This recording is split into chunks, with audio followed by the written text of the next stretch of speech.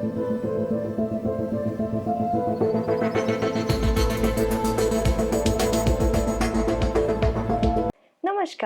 IVRI की podcast श्रृंखला में मैं आप सभी दर्शकों का स्वागत करती हूँ। आईवीआरआई के पॉडकास्ट के माध्यम से हमें अनेक पशु रोगों के विषय में जानकारी प्राप्त होती है और ऐसे ही एक रोग के बारे में आज हमें बताने वाले हैं डॉक्टर गौरव शर्मा, जो कि कैडरेड में एक वरिष्ठ वैज्ञानिक हैं। डॉक्टर गौरव, मैं आपका स्वागत करती हूँ। Thank you.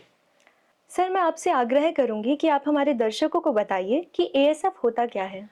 Ji, African swine fever एक विषाणु रोग जनित रोग है और इससे घरेलू तथा जंगली सुअर प्रभावित होते हैं। यह बहुत संक्रामक रोग है, इससे मृत्यु दर करीब करीब 100% तक हो सकती है। सर, मेरे मन में एक सवाल आया, अफ्रीकन स्वाइन फीवर, तो क्या ये सही में अफ्रीका से आया है? जी, बहुत अच्छा सवाल। ये बीमारी ऐतिहासिक रूप से भारतवर्ष में कभी नहीं थी। ये अफ्रीकन सब कॉन्टिनेंट में ही थी और वहाँ के देशों में ही थी, पर समय के साथ साथ ये दूसरे देशों में फैलती चली गई और भारत से पहले चाइना में पाई गई और 2020 वर्ष में भारत के नॉर्थ ईस्टर्न स्टेट्स में इस बीमारी का पहली बार डिटेक्शन हुआ। अब स्थिति यह है कि भारत के करीब करीब सभी राज्यों से यह बीमारी को डायग्नोस किया जा चुका है। सर, मैं चाहूंगी आप हमारे पशुपालकों को बताइए कि ये बीमारी के लक्षण क्या-क्या होते हैं। एएसएफ के प्रमुख लक्षणों में शामिल हैं बहुत तेज बुखार आना, जानवरों का सुस्त पड़ जाना, खाना कम खाना, पतले दस्त करना और बहुत इंपॉर्टेंट है कि उनके शरीर पर लाल और नीले रंग के धब्बे पड़ जाते हैं जो कान के पीछे ज़्यादा पाए जाते हैं। इन सब लक्षणों को देखकर किसान एएसएफ के बारे में सोच सकते हैं। तो दर्शकों, इन सभी लक्षणों से आप पता कर सकते हैं कि क्या फार्म में एएसएफ का रोग फैला हुआ है।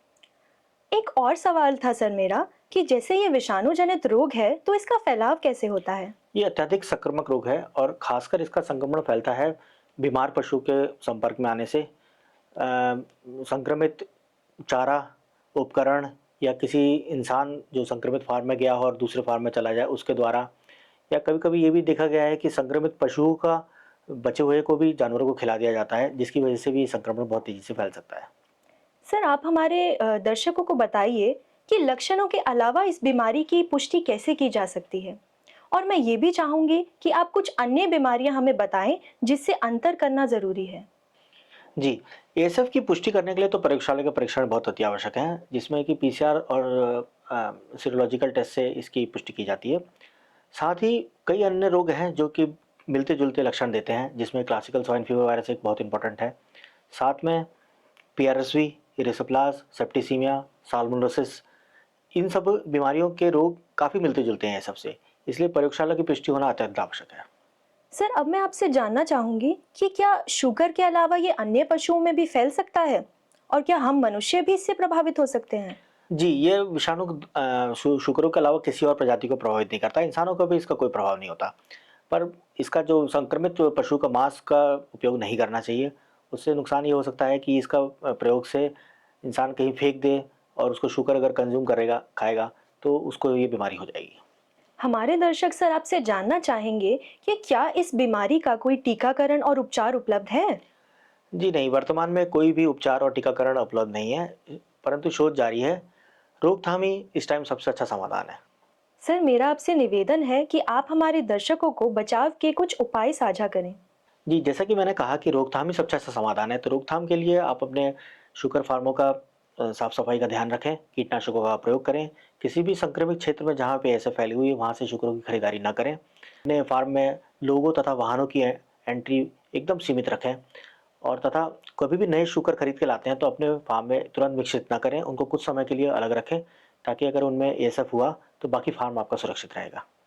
सर, आपने कहा कि इस बीमारी का ना तो कोई टीकाकरण उपलब्ध है और ना ही उपचार, तो एक बार अगर फार्म में ये बीमारी फैल जाए तो किसानों को क्या करना चाहिए? जी, ये अत्यधिक संक्रामक रोग है, तो किसान को तुरंत प्रतिक्रिया देनी चाहिए और इससे बचाव के लिए सबसे पहले प्रभावित पशुओं को नष्ट करें, उनको आइसोलेट करें और अपने पशु चिकित्सा अधिकारी को सूचित करें और जितने भी बीमार पशु हैं, उनको सुरक्षित रूप से नष्ट करें, जैसे ज़मीन में दफनाकर और जलाकर।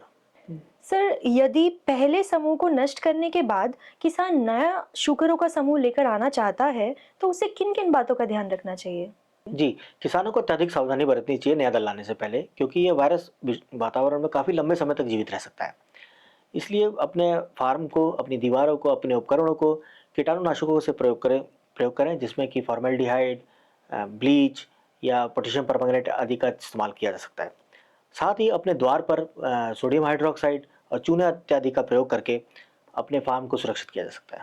तो सर, सरकार एएसएफ नियंत्रण के लिए क्या-क्या कदम उठा रही है? और अगर कोई पशुपालक प्रभावित है तो उसके लिए क्या-क्या किया जा सकता है?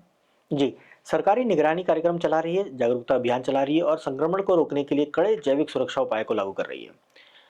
प्रभावित किसानों को सरकार द्वारा मदद दी जाती है, पशु चिकित्सा सहायता दी जाती है तथा पूरी तरीके से उनको एडवाइजरी दी जाती है कि अगर इन केस एएसएफ हो रहा है तो कैसे-कैसे वो अपने आप को बचाएं, अपने जो जानवरों को सुरक्षा दे सकें। सर, आपके पास हमारे दर्शकों के लिए क्या टेक होम मैसेज है? जी, एएसएफ एक अत्यधिक घातक बीमारी है जिससे कि शूकर पालन उद्योग को काफ़ी नुकसान हो रहा है।